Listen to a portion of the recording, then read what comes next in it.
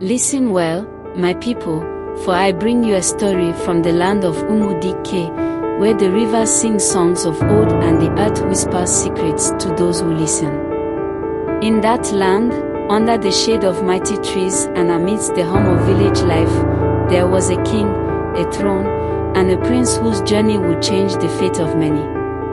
Oh, but not all stories are of joy and peace. For the hearts of men can be as dark as the night, and ambition, like a creeping vine, can twist even the strongest bonds of family.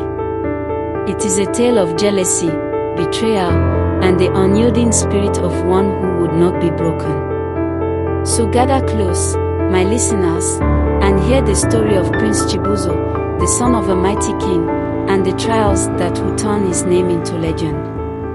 Let us begin. In the lush kingdom of Umudike, a prosperous land surrounded by vast forests and rolling hills, Prince Chibuzo was a beacon of hope. As the eldest son of King Kemjika, he was the rightful heir to the throne.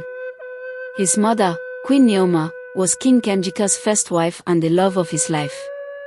She was a kind and wise woman whose memory still lived on in the hearts of the people, even after her passing. Chibuzo had two younger half-brothers, Obiora and Izudo, born to the king's other wives, Oluchi and Ifeoma. Oluchi and Ifeoma had always envied Queen Neoma and her son. They raised their sons with bitterness, constantly comparing them to Chibuzo and planting seeds of hatred. Why should Chibuzo inherit everything while you are left with nothing? Oluchi often said to Obiora. Your father cares only for him, Ifeoma would echo to Izudo. You must fight for your place. This constant poisoning of their minds turned the brothers into rivals rather than family. Chibuzo, however, saw his brothers differently. He loved them and always tried to include them in his plans. When he was praised by the villagers for his wisdom and bravery, he would credit his brothers, hoping to share the glory. One fateful day, Chibuzo led a hunting expedition. When they returned, the villagers cheered for him, not just because of the game he brought but because of his leadership. The people chanted his name, calling him DK, a hero. From a distance, Obiora and Izudo watched with envy. This should have been us, Obiora muttered, his fist clenched. But it never will be unless we act, Izudo replied darkly. That night, the two brothers met in secret. They decided that for them to rise, Chibuzo had to fall. We'll ensure he never returns from his next journey, Obiora said, a sinister glint in his eyes. The brothers sought out Udechukwu, a notorious mercenary known for his cruelty and skill. Udechukwu agreed to their request for a hefty payment. I'll make it look like bandits killed him, he assured them. Unbeknownst to them, Edeora, a maid who often served the king, had been fetching water nearby. She overheard the entire conversation. With her heart racing, she crept closer to ensure she heard every word. What if someone finds out? Izudo asked nervously. No one will know. By the time anyone notices, it will be too late, Obiora replied confidently. Adeora's heart sank. She knew she had to act, but she couldn't confront them directly. She ran to the palace elder, Ova, a trusted advisor of the king. She recounted what she had heard. You must be careful, Edeora, Ova said. We'll need solid evidence to expose them. Keep watching and gather witnesses if you can. The brothers put their plan into motion a week later. Chibuzo had been visiting the village healer to deliver herbs for the elderly. On his way back, Udechukwu and his men ambushed him in the forest. Chibuzo fought valiantly, but the assassins outnumbered him. They tied his hands and gagged him before dragging him deeper into the forest. This is where your journey ends, my prince, Udechukwu sneered, raising his machete. But as he prepared to strike, the forest came alive with a loud roar. The leopard emerged from the undergrowth, its glowing eyes fixed on the men. Panic swept through the group. Run, one of the assassins shouted. In the chaos, Chibuzo managed to break free, rolling down a slope and into the dense forest. Though he was injured, he pushed forward, his heart pounding. He didn't stop until exhaustion overtook him. By dawn, Chibuzo collapsed near a small hut in a remote village called Yumyok. Okonkwo, a seasoned hunter, found him while checking his traps. "Who are you, and what happened to you?" Okonkwo asked, kneeling beside the wounded man. "I am Chibuzo, Prince of Yumidike. My brothers tried to kill me," Chibuzo whispered, his voice weak. Okonkwo carried him to his hut and called for his wife, Neka. Together, they treated his wounds with herbs and fed him nourishing meals. For weeks, Chibuzo stayed with the couple, regaining his strength. During this time, Okonkwo taught him how to survive in the wild. "You must learn to protect yourself, young prince," Okonkwo said, handing him a bow.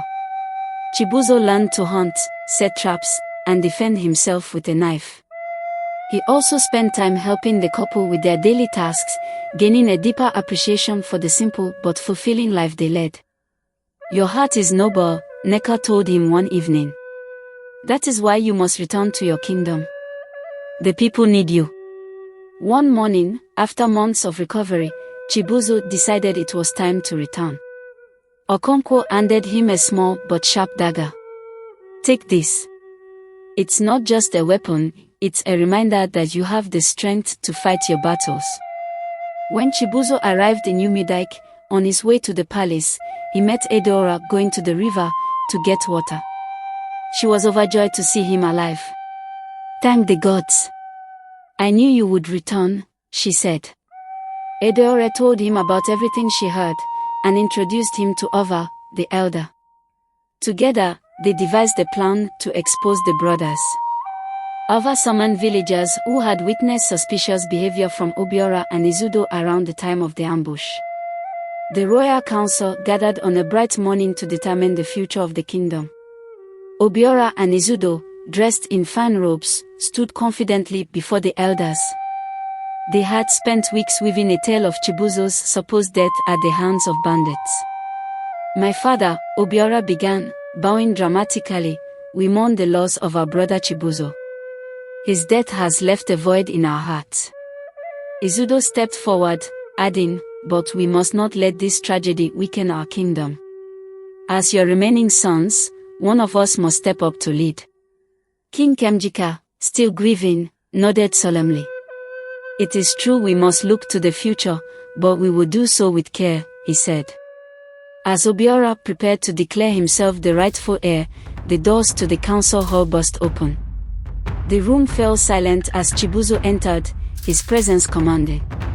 He was flanked by Edeora and the hunter, Okonkwo, who had helped him recover. The elders gasped, and the king rose from his throne, tears welling up in his eyes. "Chibuzo, my son, you live." "My father," Chibuzo said, bowing deeply, "I have returned to expose the truth." Obiora and Izudo froze in shock. Izudo's hands trembled, and Obiora's confident facade began to crack. "I survived an ambush orchestrated by my own brothers," Chibuzo declared. "But I did not come here with mere accusations. I have proof." The elders murmured among themselves. Obiora quickly recovered, forcing a laugh. "Brother, we are glad you are alive, but such accusations are baseless. We have mourned you for weeks." "Yes," Izudo added, his voice shaky but firm. "How can you accuse us of something so vile? We loved you." Chibuzo gestured to Edeora, who stepped forward. "I overheard your plot to kill the prince," she said, her voice clear and steady. "I have told Elder Ova and others what I heard, and there are witnesses who saw you meeting with Udochukwu, the assassin." Obiora scoffed. "Witnesses? Mere hearsay. This is a plot to tarnish our names." Izudo nodded, regaining some of his composure. "Yes, anyone could make up such a story. Where is the proof?" Chibuzo gave a small smile. "You are right. Words alone may not be enough. That is why I brought someone who can speak the truth. He clapped his hands, and the doors opened again. 2 guards entered, dragging a bound Udechukwu, the notorious assassin. Gasps filled the room. "This is Udechukwu," Chibuzo said. "The man my brothers hired to kill me. He will confess everything." Udechukwu, bruised and defeated, was thrown to the ground before the council. King Kemjika leaned forward, his voice heavy with anger. "Speak the truth, or face the wrath of the gods." The assassin hesitated, his eyes darting to Obiora and Izudo. But when Chibuzo stepped closer, holding Okonkwo's dagger, Udechukwu broke. "It's true," he said, his voice trembling. "Obiora and Izudo hired me to kill Prince Chibuzo. They said he stood in the way of their claim to the throne." "Lies!" Obiora shouted, his face turning red. "This man is trying to save himself." Izudo added, "You cannot believe the words of a criminal." But Udechukwu continued, his voice growing louder. "They paid me with gold and promised more if I succeeded. When the prince escaped, I feared they would kill me for failing. Now, I see their end is near." Obiora and Izudo grew desperate. "Father, this is all a plot," Obiora said, his voice pleading. "Do not let these lies ruin our family. Chibuzo must have bribed this assassin to frame us," Izudo added, tears streaming down his face. The elders shook their heads in disbelief. One of them stood. "Why would the prince bribe the man who tried to kill him? Your guilt is clear." King Kemjika, his face etched with pain, rose from his throne. "I trusted you as my sons, but you have betrayed not only your brother but our kingdom. I cannot ignore such treachery." He turned to the guards. "Take them and their mothers away. They are banished from this kingdom forever. Let them live with the shame of their actions." As the guards dragged Obiora and Izudo out of the hall, they screamed and protested, but their words fell on deaf ears. The people of Umidike cheered for justice, praising Chibuzo's courage and resilience. Days later, Chibuzo was crowned king. He honored Okonkwo and Neka with gifts of land and livestock, ensuring their prosperity. Edeora was elevated to a royal advisor, her bravery recognized by all. Under King Chibuzo's rule, Umidike thrived. The tale of the betrayed prince who reclaimed his destiny became a legend, passed down through generations as a reminder that truth and justice will always prevail over deceit and treachery.